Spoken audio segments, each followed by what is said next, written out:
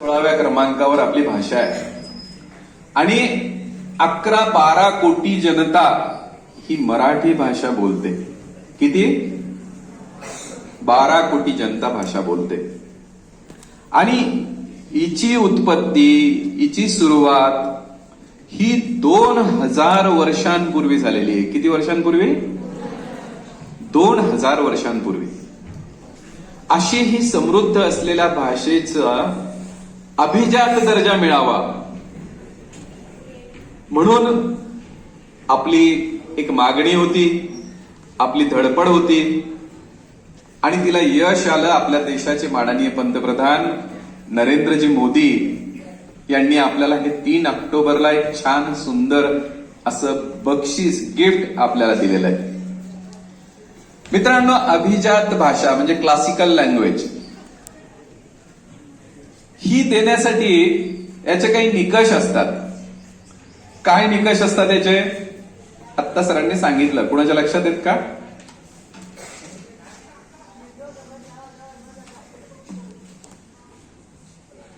चार निकष या भाषेचे असतात की ही भाषा अभिजात भाषा म्हणून ठरवायची असेल तर हिला काय करावं लागेल? तर या भाषेला वयाचा पुरावा लागतो की ही भाषा किती जुनी आहे. कशाचा पुरावा लागतो? वयाचा. आणि किती वर्ष जुनी असावी लागते? तर 1500 ते 2000 वर्ष आधीची. हा क्रमांक 1 चा पुरावा. मग आता हा पुरावा द्यायचा असेल तर आपल्याला म्हणजे या सगळ्या विषयाची जी समिती झाली होती त्या समितीचे अध्यक्ष होते माननीय प्राध्यापक रंगनाथराव पठाडे सर. आणि या पठारे सरांच्या अध्यक्षतेखाली हरिनरके सर असतील, बाकीचे 10 सदस्य असतील, यांनी हा सगळा अभ्यास करून एक अहवाल तयार केला. आणि त्याच्यामध्ये संशोधन करावं लागलं की ही भाषा आपल्याला सिद्ध करायची. आपल्याला हे भाषेचा दर्जा कोणी दिलाय? आता कोणत्या सरकारने दिलाय? कोणता? हातवर करा. मी सांगितलं ना आता. नाव कुणाचं सांगितलं मी? कोणी दिलं आपल्याला? केंद्र सरकारने दिला. तर या केंद्र सरकारला एक ही भाषेचा जो अहवाल द्यावा लागतो त्याच्यामध्ये आपल्याला ही 1500 वर्षांपूर्वीची भाषा कशी आहे हे सिद्ध करायचं होतं. आणि ते सिद्ध करण्यासाठी जे दस्तऐवज, जे पुरावे द्यावे लागतात त्यासाठी आपल्या छत्रपती शिवाजी महाराजांचा जन्म जिथे झाला शिवनेरी जुन्नरच्या जवळ, त्या जुन्नरच्या तिथे नाणे घाट आहे. त्या नाणे घाटामध्ये एक शिलालेख आहे आणि त्या शिलालेखावर महारिड्डो असं मराठीचा अपभ्रंश म्हणजे मराठी भाषेला महाराष्ट्री, मरहट्टी, मरहट्टीनो असं अपभ्रंश होत होत होत तिचा अपभ्रंश होत मराठी हा शब्द आज आपण जो म्हणतो तो बदलत गेलेला आहे.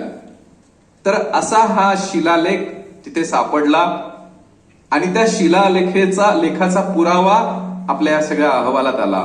मग असा आपल्याला बीड जिल्ह्यामध्ये एक शिलालेख सापडलाय, सोलापूरला एक शिलालेख सापडलाय, कर्नाटकमध्ये असे 30-35 शिलालेख आपल्याला त्यावेळेसचे सापडलेत की ज्याच्यावर महाराष्ट्री, मरिहट्टो असं सगळं लिहिलेलं आहे. याचे पुरावे या समितीला सगळे शोधावे लागले, ते मिळाले आणि त्याचा एक अहवाल तयार होत गेला. एवढ्याने संपलं का हे? नाही. तर आपल्याला दस्तऐवज काय याचा? मग याचा गाथा सप्तशती असा एक 2000 वर्षांपूर्वींचा एक ग्रंथ सापडला. म्हणजे आपल्या पैठणला कोणतं राज्य होतं? हा सांग. चुकलं तर चुकलं, बाकीचे असतील, आपल्याला काय करायचं?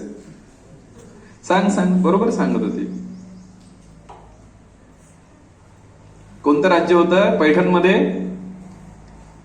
शालिवाहनांचं राज्य होतं. बरोबर आहे ना? आठवतंय? गुगल आहे तुमच्याकडे, सर्च करायच्या नंतर. तर शालिवाहनांचं राज्य आणि त्यांचा राजा होता हाल.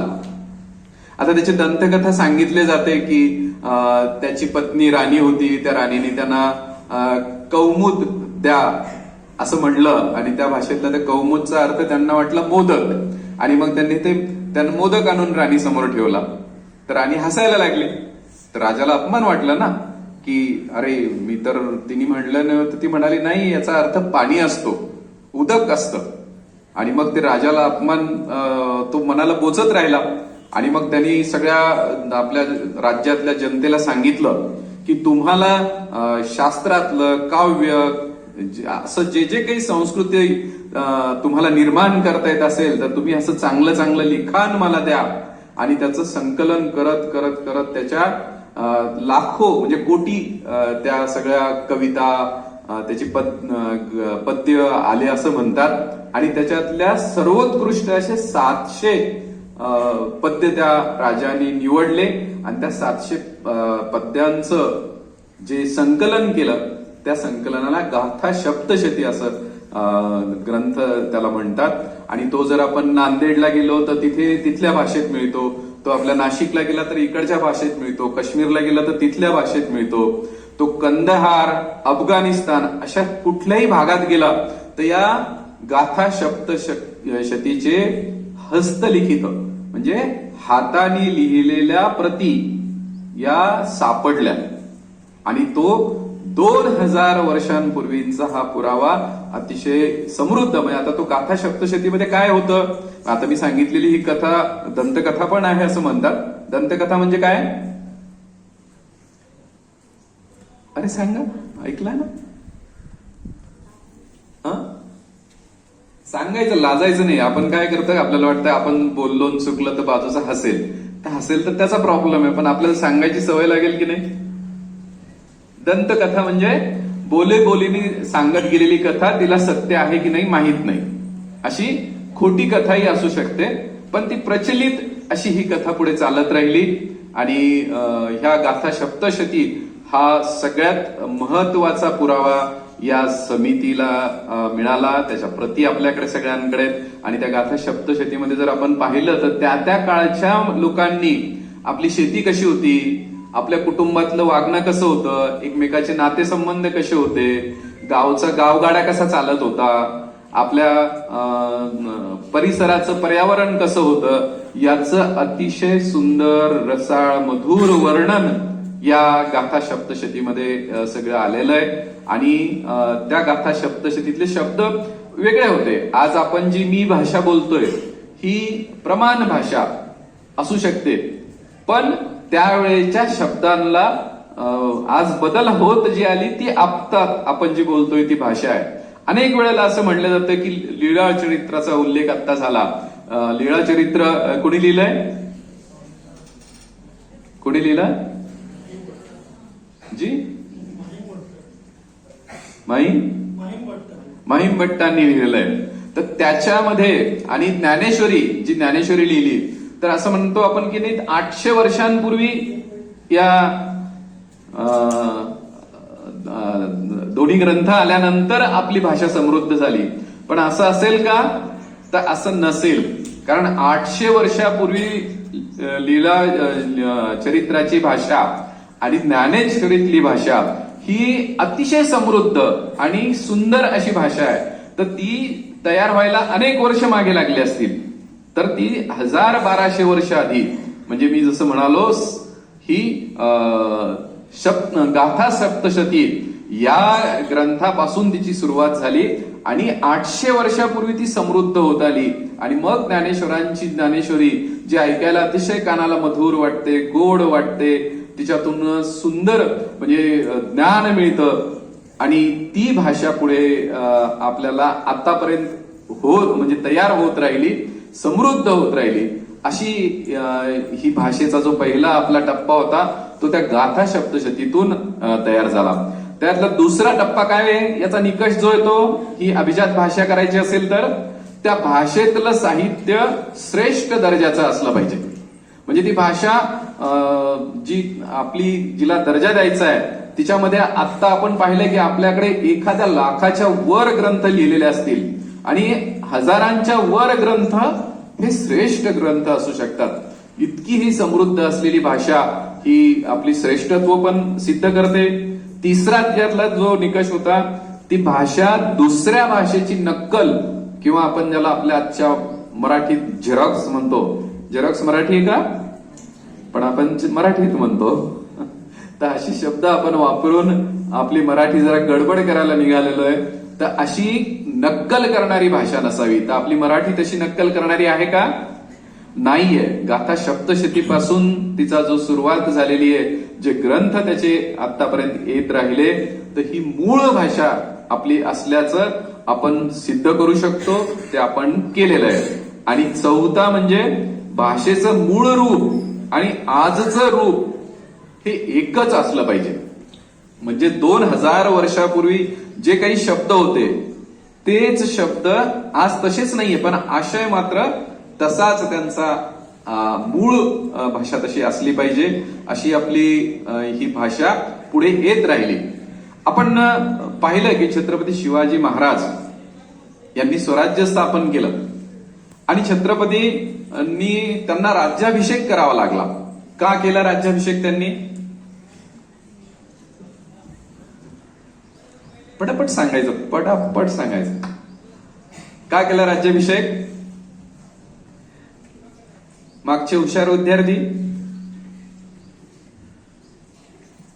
अरे वा, चल, छान असते बरं का ते. तर राज्याभिषेक हे त्यावेळेला आपल्याला छत्रपती नव्हते, आपल्या या स्वराज्याला राजा कोणी नव्हता आणि त्यावेळेला त्यांचं छत्रपती पद हे मान्य करत नव्हता समाज. म्हणून समाजाला दाखवण्यासाठी छत्रपतींनी शिवराज्याभिषेक, आपला स्वतःचा राज्याभिषेक केला. म्हणजे मोहर उमटवली, एक मान्यता मिळाली आणि ती मान्यता मिळाल्यानंतर मग त्यांना परकीयांशी पत्रव्यवहार करायचा आहे, तह करायचा आहे, काही करार करायचा आहे. असं करायची मान्यता त्या दिवसापासून जशी मिळाली, तसं आपलं छत्रपती पद मिळण्याचा जो दर्जा त्यांना मिळाला, तसं आपली मराठी भाषा हिला मान्यता मिळणं, हिला देशामध्ये, राष्ट्रामध्ये, परराष्ट्रामध्ये मान्यता मिळणं, याच्यासाठी जो एक दर्जा पाहिजे होता तो सिद्ध करण्याची जी आपली परंपरा केंद्र सरकारने नियमावली ठरवलेली, तिच्यामध्ये आपल्याला हे सिद्ध करणं आवश्यक होतं. आणि प्राध्यापक रंगनाथजी पठारे सरांच्या अध्यक्षतेखाली हरी नरके असतील, त्यांचे सर्व साथीदार असतील, त्या सगळ्यांनी एक संशोधन करून ज्या उत्कृष्ट पद्धतीने रामायण, महाभारत, अनेक नाटकांचे संदर्भ, हे जुन्या पुराणांचे सगळे महत्व संदर्भ देऊन ह्या केंद्र सरकारला एक 125 पानांचा अहवाल 2013 मध्ये दिला.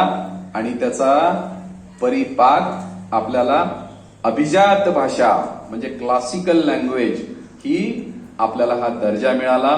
आणि आता हा दर्जा आपल्या आधी 2004 ला आता सांगत होतो मी की तमिळ भाषेला पहिला दर्जा मिळाला होता. तमिळ भाषा ही सगळ्यात प्राचीन 2500 वर्षांपूर्वीची भाषा आहे असं म्हटलं जायचं. ते सिद्ध झालं 2004 ला. त्याच्यानंतर 2005 ला संस्कृत भाषेला मिळाला, 2008 ला कन्नड व तेलुगू भाषेला मिळाला, 2013 ला मल्याळम भाषेला मिळाला, 2014 ला ओडिया आणि 3 ऑक्टोबर 2024 ला मराठी भाषेसोबत पाली ही सुद्धा एक भाषा आहे जिच्यामध्ये खूप मोठं तत्वज्ञान, बुद्धिझम हा विषय त्याच्यामधून आपल्याला खूप ज्ञान देतो. अशी पाली, प्राकृत सुद्धा एक भाषा आहे. आसामी, बंगाली आणि मराठी अशा आपल्या देशामध्ये आता 11 अभिजात भाषा मित्रांनो ह्या आपल्या झालेल्या आहेत. एकदा आपण जोरदार टाळ्या वाजून पंतप्रधानांचा आभार मानूया, अभिनंदन करूया की त्यांनी आम्हाला ही भाषा दिलेली आहे. आता ही अभिजात भाषाचा दर्जा मिळाल्यानंतर आंतरराष्ट्रीय पातळीवरचे 2 पुरस्कार या देशामध्ये आपल्या मराठी भाषेमध्ये काम करणाऱ्या संशोधकांना, प्राध्यापकांना, इथे जाधव सर आहेत, त्यांचे सहकारी आहेत, हे जाणतात की याच्यामध्ये आपल्याला हे पुरस्कार मिळतील. त्याचा फायदा अजून काय होईल तर आपल्याला 500 कोटी रुपये याच्यातून केंद्र सरकार या भाषेचं समृद्धी, संवर्धन, संशोधन याच्यासाठी देतील. आता पैसे हा मुद्दा आहे का? तर आपलं राज्य खूप समृद्ध आहे, खूप आघाडीवर आहे देशामध्ये, तर पैसे हा दुय्यम मुद्दा आहे. पण आपला स्वाभिमान, आपलं स्वत्व, आपला इतिहास हा उज्ज्वल आहे आणि तो तुम्हाला माहित असणं, तुमच्यासारख्या युवकांना तुम्ही भारताचं उद्याचं छान भविष्य आहात.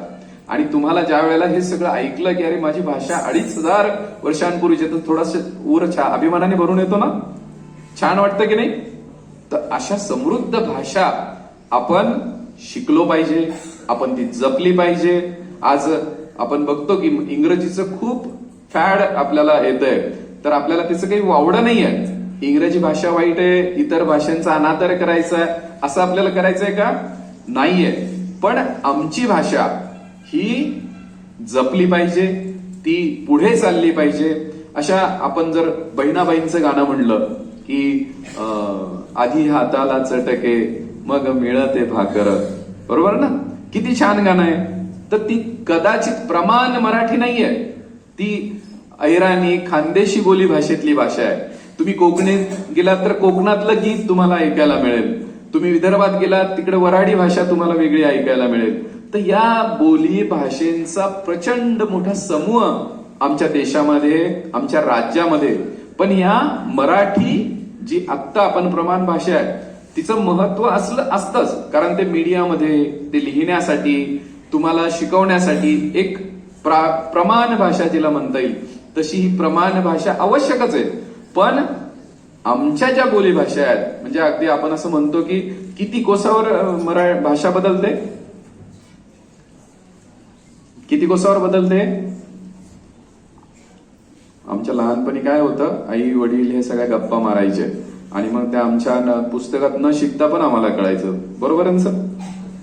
पण आता काय झालं, आता आई वडिलांना मोबाईल मधून वेळ नाही, सिरियल पाहण्यातून वेळ नाही, तुम्हालाही कोणी सांगत नाही. पण मला खात्री आहे की थोरे सर, निमसे सर इथे आहेत आणि अशी रचना करतील. तर ही मित्रांनो 12 कोसावर सांगायचं ना ताई, काय नाव तुझं? गौरी. बोलायचं बिंदास, चुकेल तू 24 म्हणली तर कळतंय कुणाला? तुलाच एकटीला माहिती आहे, मला माहिती आहे, दोघांना आपल्याला. तर 12 कोसांवर म्हणजे किती? एक कोस म्हणजे किती? 1.6 ना, 1.6 किलोमीटर. तर 12 कोस आपण गेलो की 12 कोसांवर भाषा बदलते. म्हणजे तुम्ही जर अगदी वैजापूरला आलात तर वैजापूरची जी भाषा आहे तर ती भाषा अजिंठ्याला गेलात तर तशी नसेल. तुम्ही जर नांदेडला गेलात तर तिच्यामध्ये वेगळा हेल असेल. तुम्ही नांदेडवरून जर सोलापूरला गेलात तर तिच्यात ती अजून भाषा वेगळी असेल. तर अशा प्रत्येकाची भाषा वेगळी. आज आपण बघतो की ह्या सगळ्या बोली भाषा ज्या आहेत ह्या आपल्याला जपायच्या आहेत, ह्या अशाच राहिल्या पाहिजेत. यांच्यामधून बोलताना जो कॉन्फिडन्स आपल्याला येतो, जे आपल्याला शिकताना छान वाटतं, तर ते वाटणं म्हणजे आता रसायनशास्त्राचे थोरे सर इथे आहेत आणि आता आपण तिला केमिस्ट्री म्हणतो, पण केमिस्ट्री म्हणलं की पोटात गोळा येतो, हो की नाही? फिजिक्स म्हणलं की फिजिक्स मध्ये न्यूटन, ज्यूट हे शब्द कसे घाबरून टाकतात ना. पण हे त्या परकीय शास्त्रज्ञांचे सर हे सगळे नावं या सगळ्या विषयांना दिले गेले. पण यांच्यापेक्षा संशोधन जास्त झालेले आमचे भारतीय संशोधक आहेत. त्या भारतीय संशोधकांनी अनेक शोध लावून ठेवलेले आहेत, पण आमची भाषा बाहेर पसरली नाही, तिच्यामध्ये संशोधन झालं नाही, तिच्यावर पीएचडी कोणी केली नाही आणि त्याच्यामुळे ह्या संशोधकांची नावं पुढे आली नाही. आता तुम्ही जर बघाल की आता कोल्हापूरला तुम्ही कोणी गेलात का अंबाबाईच्या दर्शनाला? कोण कोण गेले? छान. तर तिथे जर तुम्ही कोल्हापूरला वर्षातून एक दिवस असतो आणि त्या दिवशी सूर्याची किरणं त्या मुहूर्ताला, तारखेला नाही, आपल्या खगोलशास्त्रात असलेल्या मुहूर्ताला, त्या क्षणाला सूर्याची किरणं देवीच्या मुखावर पडतात. तो दिवस बदलत नाही, बर्थडेला नाही, 1 जानेवारी वगैरे नाही. तर आपल्या खगोलशास्त्राने जी तिथी दिलेली आहे त्याच तिथीला पडतात. आता तुम्ही सांगा, हे मंदिर बांधताना म्हणजे मी माझ्या बायकोला बऱ्याच वेळा म्हणतो की तुला जर असं काही बाल्कनीत ऊन याच तारखेला तुझ्या वाढदिवसाला पाहिजे असेल तर मी सिव्हिल इंजिनियर आहे, पण मला नाही बांधता येणार. कारण आमच्या सिव्हिल इंजिनियर मध्ये हे भारतीय शास्त्र आम्हाला शिकायला नाही मिळालं. पण त्या मंदिरामध्ये ही जी रचना आहे की त्याच दिवशी, वर्षातल्या 365व्या दिवशी त्याच क्षणाला ऊन पडणं, याच्यामध्ये किती शास्त्र आले असतील. फिजिक्स, केमिस्ट्री, कॉम्प्युटर, हे सगळ्या विषयांचं ज्ञान घेऊन त्यावेळेसच्या कारागिरांनी, ते कारागीर म्हणजे कोण, तुमचे माझे खापर पंजोबा, आजोबा वगैरे वगैरे वगैरे, त्या काळातले धोतर फेट्यावाले आपले जे वारसदार आपण ज्यांना म्हणतो, असे आपले वारसदारांनी ते मंदिर बांधलेलं आहे. आजच्या इंजिनियरला 200% मी सांगतो बांधता येत नाही. मग हे वारसदार आमचे कोण होते, आमचे होते ना. आम्हाला अभिमान आहे की नाही, अशी वास्तू त्यांनी तयार केलेली आहे. आणि त्या वास्तूचा अभिमान आम्हाला असला पाहिजे. आणि याचं ज्ञान जर आम्हाला शिकायचं असेल तर हे जे शास्त्र ज्या भाषेमध्ये लिहून ठेवलेलं आहे त्या भाषेवर संशोधन व्हावं लागेल की नाही. म्हणून मराठी शिकणं, मराठीच्या सोबत असलेली मोडी असेल, तिच्या सोबतच्या प्राकृत भाषा ज्या असतील त्या भाषा जर आपल्याला, आता बघताय तुम्ही की नवीन शैक्षणिक धोरण आलेलं आहे आणि त्याच्यामध्ये मेडिकल, इंजिनिअरिंग हे विषय सुद्धा मराठीतून शिकवणं असं सुरू व्हायला लागलंय. म्हणजे आपण पहिला देश आहोत का असं करणारा नाहीये. जपान, चीन, जर्मनी या देशांकडे जर आपण पाहिलं तर हे इंग्रजी बोलत नाहीत, दुसऱ्याची भाषा घेत नाहीत. हे स्वतःच्या चीनची मंडळी, त्यांच्याकडे मी चीनमध्ये गेलो होतो, त्यांच्याकडे गुगल, व्हॉट्सअप वापरत नाहीत, नाहीच आहे त्यांच्याकडे, चालतच नाही तिथे. कारण त्यांनी त्यांचे स्वतःचे ब्राउझर, स्वतःचे ऍप आहेत, त्यांना स्वतःच्या भाषेचा अभिमान आहे. आणि आज तुम्ही वैजापूरच्या गावातून आलेला आहात, खेड्यातून आला, आज तुमच्या भाषेमध्ये तुम्हाला इंजिनिअरिंग शिकवलं तर छान वाटेल की नाही, खूप छान वाटेल. आणि आपण लवकर शिकू.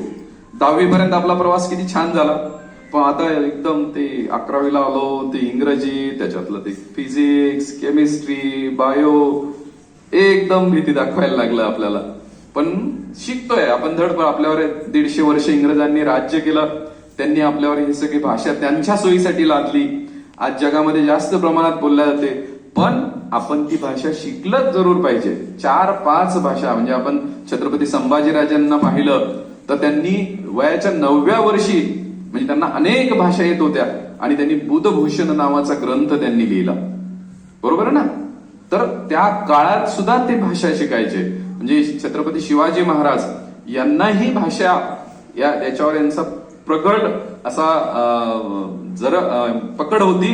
आणि छत्रपती शिवरायांनी जसं अनेक आक्रमण पलटून लावली, म्हणजे यवनांनी आपल्यावर आक्रमण केली, आपल्या धर्मावर केली, आपल्या राज्यावर केली, आपल्या संस्कृतीवर केली, तर ही आक्रमणं उलथून लावणारे कोण होते, छत्रपती शिवाजी महाराज जसे होते तसं त्यांनी दुसरं एक आक्रमण परतवून लावलं, ते म्हणजे भाषेवरचं. त्यावेळेला सगळी सत्तेची भाषा जी होती, त्यावेळेला जे काही राजकारण चालत होतं, सत्ता ज्या होत्या त्याच्यामध्ये फारशी भाषा होत्या. आणि फारशी भाषेतून सगळा पत्रव्यवहार, सगळ्या पदव्या, म्हणजे पेशवे ही पदवी पर्शियन भाषेतली आहे. त्याचं त्यांनी काय केलं, सचिव केलं, भाषा बदलली. म्हणजे छत्रपती शिवरायांनी स्वराज्य ज्यावेळेस निर्माण केलं, आपल्या भगव्याचं राष्ट्र जसं त्यांनी आणलं, त्या आणण्यामध्ये त्यांचा सगळ्यात मोठा विषय त्यांनी काय केला, तर मराठी भाषेचं शुद्धीकरण केलं. मराठी भाषेमध्ये 1500च्या वर शब्द हे फारशी होते. आता अनेक जण म्हणतात की छत्रपती शिवाजी महाराज धर्मनिरपेक्ष होते. मग जर धर्मनिरपेक्ष होते तर मग तारीख हा शब्द त्यात होता, राहू द्यायचा. राहू दिला का, नाही राहू दिला. त्यांनी भाषा बदलत शुद्ध करत घेतली.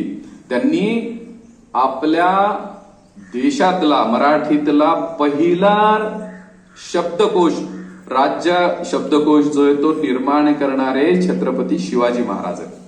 एकदा जोरदार टाळ्या आपण वाजवूया. अशी त्यांनी ती भाषा आपल्याला शुद्ध करून दिलेली आहे. तिला त्यांनी पत्रव्यवहार करण्यासाठी ही भाषा पूर्णपणाने सत्तेमध्ये मराठी भाषा वापरली, परकीयांशी पत्रव्यवहार करताना पारसी ठेवली, परंतु आपला स्वाभिमान, आमच्या पूर्वजांनी केलेलं हे संशोधन आम्ही जपणं यासाठी त्यांनी जो प्रयत्न केलेला आहे त्याचा वारसा आज आम्हाला अभिजात भाषेचा जो दर्जा मिळाला तो उगम आमचा गाथा सप्तपदी पासून जो झालेला आहे तो इथपर्यंत आम्हाला घेऊन येतो. एक दिल्लीला जर आपण कधी गेलात तर दिल्लीला कुतुब मिनारच्या समोर एक लोहस्तंभ आहे. कधी गेले का सहलीला तुम्ही? पण कधी जाल तर आवर्जून कुतुब मिनार उंच सगळ्यातला मिनार आहे, पण त्याच्या समोर एक लोहस्तंभ म्हणून एक 50 फुटांचा तो खांब आहे आणि त्या खांबाला 1000 वर्ष पूर्ण झाली असतील. त्याचं काळ त्याच्यावर एक लेख लिहिलेला आहे आणि त्याच्यावर त्या लेखात जो काळ लिहिलेला आहे त्याच्याप्रमाणे तो लोहस्तंभ तांब्यापासून बनलेला आहे. म्हणजे त्याच्यावर मायक्रोचं आवरण आहे. म्हणजे आज आपण इंजिनियर आपल्याला म्हणतो, अतिशय शोध आपण लावले म्हणतो आणि शोध करून आपण इमारती बांधतोय, मोठमोठे पूल बांधतोय, पण ह्या इमारतींचं आयुष्य 100 ते 150 वर्ष आहे. लोका तर या सगळ्या इमारती पूल बांधण्यासाठी लोखंड वापरलं जातं आणि या लोखंडाला गंज लागतो, म्हणून हे 150 वर्षांच्या वर आपल्याला इमारत ठेवता येत नाही. आपलं जो बंगला आहे, आपलं घर आहे किंवा आता आपले जे पूल इंग्रजांनी बांधून गेलेत तर त्याचं अतिशय दर्जेदार स्टील होतं, पण ते आपल्याला पत्र पाठवतात की तुमच्या या वैजापूरला हा जो पूल आमच्या काळातला आहे त्याचं आयुष्य संपलेलं आहे, आता तो पाडून टाका, तो वापरू नका. म्हणजे 150 वर्षांच्या वर आज आम्हाला शोध लावता येत नाही.